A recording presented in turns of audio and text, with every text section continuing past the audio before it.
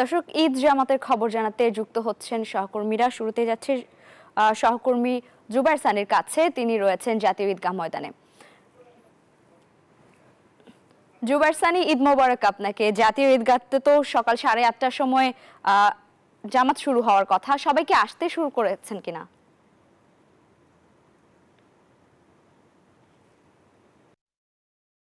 ধন্যবাদ আপনাকে। ঈদ মোবারক।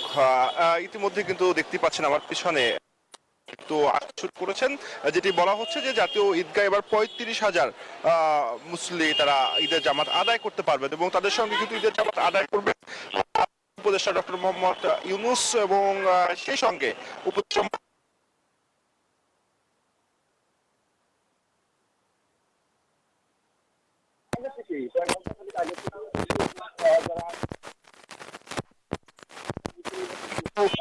যারা ঈদের জামাত আদায় করবেন সেই সাধারণ মুসল্লিরা জামাত আদায় করতে সেই সঙ্গে ব্যক্তিরা থাকছেন এবং সব মিলে এখানে কিছু নিরাপত্তা থাকছেন এবং সব মিলে তা বলা করে তোলা হয়েছে।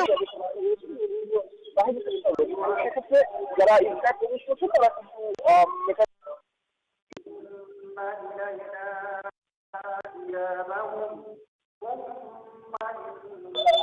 জামাতটি অনুষ্ঠিত এবং তারা জামাত আদায় করবেন। তো দেখতে পাচ্ছেন তারা কিন্তু এখন প্রবেশ করছেন ঠিক 8:30টায় যে প্রধান যে জামাতটি সেটি শুরু হবে এবং যেটি বলছিলাম এই জামাতে কিন্তু প্রধান উপদেষ্টা ডক্টর মোহাম্মদ ইউনূস তিনি থাকবেন এবং একই সুপ্রিম কোর্টের একই সঙ্গে উপদেষ্টা মণ্ডলীর সদস্যরা তারাও কিন্তু এই জামাতে অংশ নেবেন এবং এবছর কিন্তু ঈদ জামাতে আমরা দেখতে পাচ্ছি যে গতকাল যখন চাঁদ দেখা গেল এরপরে কিন্তু সারা দেশে যে উৎসবের যে আমেজ সেটি একটি ভিন্ন মাত্রা পেয়েছে। পরিবর্তিত পরিস্থিতিতে এবার ঈদকে কেন্দ্র করে সরকারের পক্ষ থেকে নানা উদ্যোগ নেওয়া হয়েছে। আমরা গতকাল রাত থেকেই দেখেছি এবং আজকেরও জানেন যে ঢাকায় যে 400 বছরের ঐতিহ্য ঈদ শোভাযাত্রা সেটিও আয়োজন করা হয়েছে। তো বলা যায় যে এবছর কিন্তু ঈদকে কেন্দ্র করে যে উৎসবের আমেজ সেটি কিন্তু অনেক বেশি ছড়িয়ে যাচ্ছে এবং মানুষের মধ্যে আসলে এই পরিবর্তিত পরিস্থিতিতে নতুন পরিস্থিতিতে ঈদকে কেন্দ্র করে একটি নতুন উৎসাহ উদ্দীপনা তৈরি হয়েছে এবং সেই সঙ্গে তারা যেটি বলছেন যে এই ঈদে তারা দোয়া করবেন দেশ ও জাতির জন্য, একই সঙ্গে যাদের কারণে নতুন মানুষ পেয়েছে ঈদের নতুন আনন্দ, যে শহীদ এবং আহতরা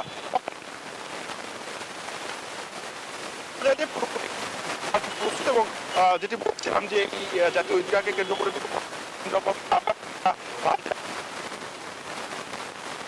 যেটি বলা হচ্ছে প্রায় 35,000 মুসল্লি একসাথে জামাত আদায় করবেন। তো এখন যে বিষয়টি যে 8:30টায় ঈদের জামাত হবে, ইতিমধ্যে কিন্তু মুসল্লিরা ভিতরে প্রবেশ করতে শুরু করেছেন। আরেকটি জামাত, বড় একটি জামাত রয়েছে পুরাতন বাণিজ্য মেলার মাঠে এবং সেখানে যেটি আমি কিছু আগে বলছিলাম যে সেখান থেকে একটি শোভাযাত্রাও আয়োজন করা হচ্ছে, সেখানে মেলা বসবে। সেখানে মাহমুদুল হাসান রয়েছেন আমাদের সহকর্মী, তার কাছে যাব। মাহমুদুল, সেখানকার আসলে সর্বশেষ পরিস্থিতি কি এবং প্রস্তুতি আসলে কতটা জানাবেন?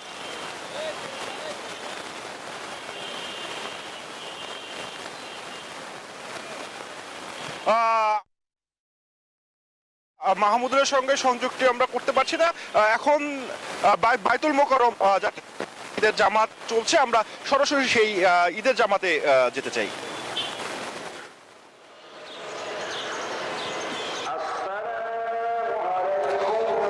ধন্যবাদ সানি আপনাকে। বর্তমানে আমরা রয়েছে বাইতুল মোকাররমে, সেখানে কিন্তু ঈদের প্রথম জামাত অনুষ্ঠিত হচ্ছে। দেখতে পাচ্ছেন যে প্রথম জামাতটা শেষের দিকে আমরা দেখতে পাচ্ছি সকাল 6টা থেকে কিন্তু সেখানে মুসল্লিরা সমাগম হয়েছে এবং বাইতুল মোকাররমে প্রায় 5টি জামাত অনুষ্ঠিত হবে সকাল 6টা থেকে সকাল 7টা থেকে প্রায় 10:45 পর্যন্ত।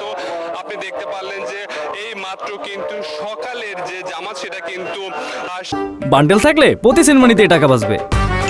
বিকাশ সেনমানি বান্ডিল কিনে জিতুন প্রতি লেনদেনে। শেষ হয়েছে সকাল 7টায় যে জামাত হওয়ার অনুষ্ঠিত ছিল সেটা কিন্তু শেষ হয়ে গিয়েছে এবং আমি যদি আবহাওয়ার কথা বলি এখানে কিন্তু আবহাওয়া কিছুটা মেঘলা রয়েছে, যে কোনো সময় কিন্তু বৃষ্টি নামতে পারে। তাছাড়া আমি যদি আইন শৃঙ্খলা বাহিনীর কথা বলি এখানে কিন্তু এখানে তো আর্মি রয়েছে, পুলিশ রয়েছে, র্যাব রয়েছে, তারা কিন্তু কঠোর আইন শৃঙ্খলা পরিস্থিতি রয়েছে। যে কোনো ধরনের অনাকাঙ্ক্ষিত অবস্থা মোকাবেলা করার জন্য তারা কিন্তু সর্বোচ্চ চেষ্টা করছে এবং মুসল্লিরা দেখতে পাচ্ছেন তারা কিন্তু একে একে বের হয়ে যাচ্ছে। অনেকে কিন্তু তাদের পরিবার নিয়ে, সন্তান নিয়ে কিন্তু এই বাইতুল মুকাররমে নামাজ পড়তে এসেছেন এবং আমি আরো একবার মনে করে দিতে চাই এই বাইতুল মুকাররমে কিন্তু 5টি জামাত আজকে অনুষ্ঠিত হবে। তার প্রথমটি শেষ হয়ে গিয়েছে, পরবর্তী জামাত কিন্তু 8টায়, তারপরে 9টায়, তারপরে 10টায় এবং তারপরে 10:45-এ সর্বশেষ জামাত অনুষ্ঠিত হবে। তো বাইতুল মুকাররম থেকে আমার কাছে সর্বশেষ এই তথ্য ছিল।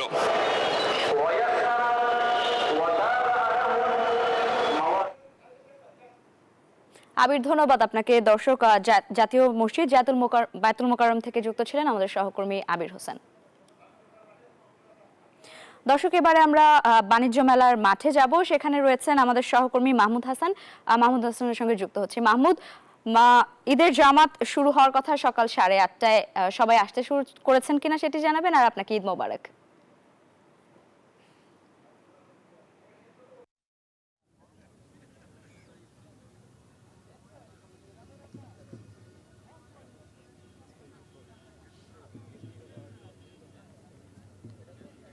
ধন্যবাদ।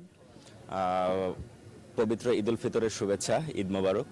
আমি এখন আছি আসলে বাণিজ্য মেলা, পুরাতন বাণিজ্য মেলা মাঠের এখানে কিন্তু উত্তর সিটির যে ঈদ জামাত সেটা কিন্তু প্রধান জামাত অনুষ্ঠিত হবে 8:30টায়।